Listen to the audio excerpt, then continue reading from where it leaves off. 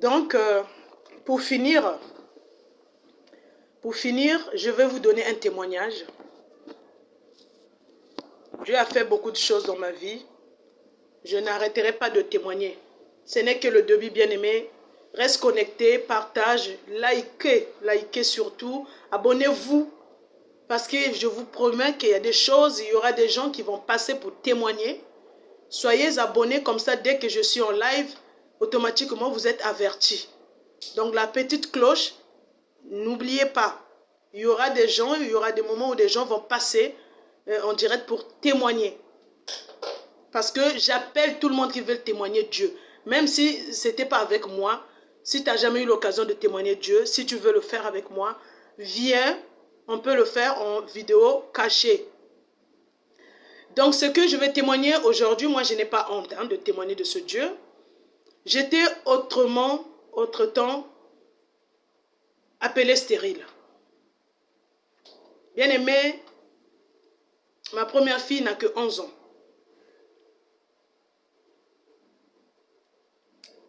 Mais les amis de mon quartier, c'est-à-dire ceux dont on est du même âge, sont aujourd'hui à 6 et 7 gosses.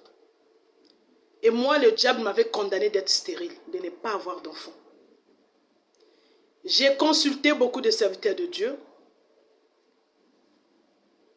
C'était compliqué. Et souvent, on me disait, il faut que tu te bats vraiment, parce que ta progéniture est en prison quelque part. Progéniture, ça veut dire tes enfants. Donc j'avais le même message qui revenait que mes enfants étaient capturés en prison quelque part dans le monde spirituel. Donc ça a été dit, écrit en gros lettres, pas d'enfants. Bien aimé, Dieu a fait quelque chose dans ma vie. Les médecins étaient fatigués en Afrique. Ils ont dit, ah, ton problème là, en fait tous les trompes sont bousillés. En Afrique, on ne peut rien faire pour toi. Il faut aller en Europe. Bien aimé, l'ennemi est capable de bousiller tout dans ton corps.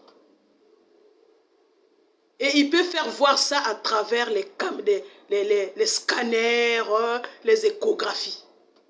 Pour te confirmer que ce n'est plus bon du tout. Quand je parle, si tu es dans cette situation, sois concentré. Prie même là où tu es. Le Dieu qui m'a donné des enfants va te transmettre à travers ce vidéo. C'est un témoignage. Les médecins ont dit qu'ils ne peuvent rien. Quand tu vas à la prière, ah, la soeur continue à te battre, il faut passer par les séances de délivrance. Malheureusement, je ne trouvais personne qui pouvait me faire passer par les séances de délivrance. Parce que mon cas était trop compliqué et les gens n'osaient pas. Parce que vous savez, il y a des serviteurs de Dieu égoïstes. Voilà, je vais être clair. Il y a des serviteurs de Dieu égoïstes. Il ou elle peut t'aider, mais il ne veut pas le faire. Parce qu'il a peur de rentrer, de participer à ton combat. Ce n'est pas ce que je suis. Quand Dieu me permet, j'accède au combat parce que je sais que ce n'est pas moi qui va aller se battre. Dieu va m'utiliser, oui. Mon corps, oui. Mais c'est Dieu qui va faire des choses. Donc, tous les hommes de Dieu que je rencontrais me remettaient la balle. Ah, bats-toi seulement, tu arriveras. En ce temps-là, je ne servais pas encore Dieu. J'étais juste une simple chrétienne, aveuglée. Je me suis offensée, j'ai foncé à chercher Dieu, à aller faire les jeûnes, à aller dormir sur les montagnes.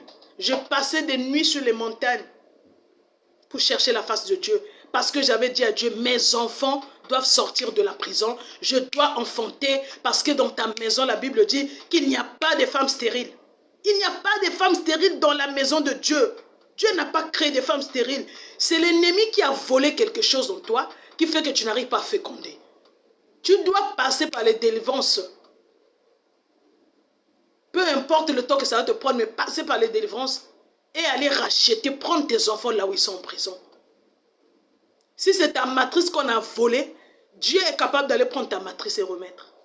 Moi que les médecins disaient partout que mes trompes sont bousillées, je n'ai jamais avorté dans ma vie. Comment les trompes peuvent être bousillées?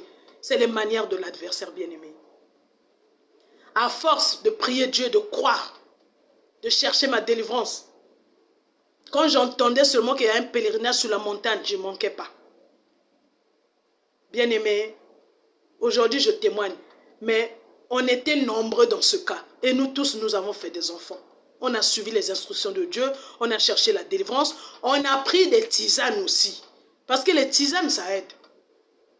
Que personne ne te trompe. Oui, les tisanes, Dieu seulement, le feu du Saint-Esprit seulement, le sang de Jésus. Bien aimé, moi je crois au sang de Jésus. Je crois à la puissance du feu du Saint-Esprit. Mais le corps, on parle bien de l'Esprit Saint. Donc c'est l'Esprit. Ça agit contre l'Esprit.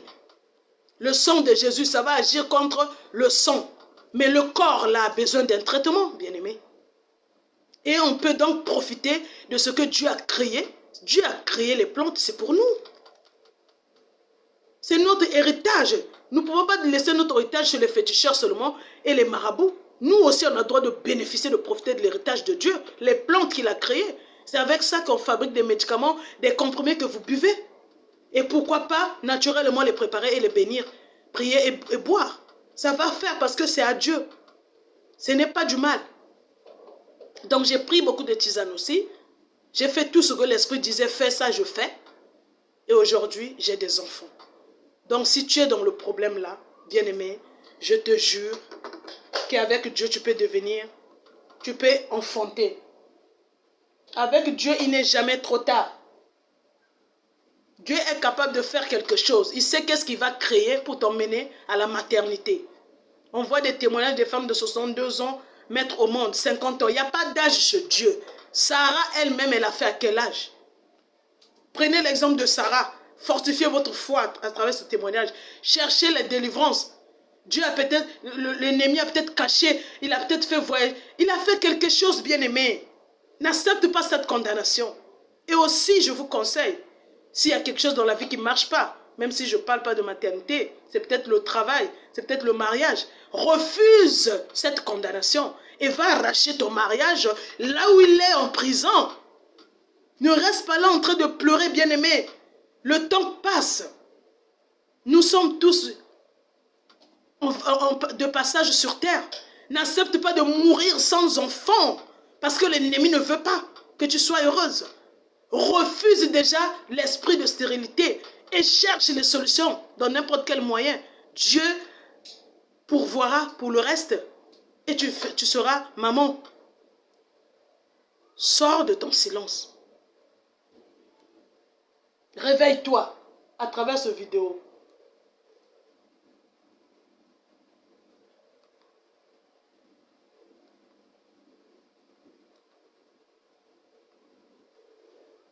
Réveille-toi à travers cette vidéo.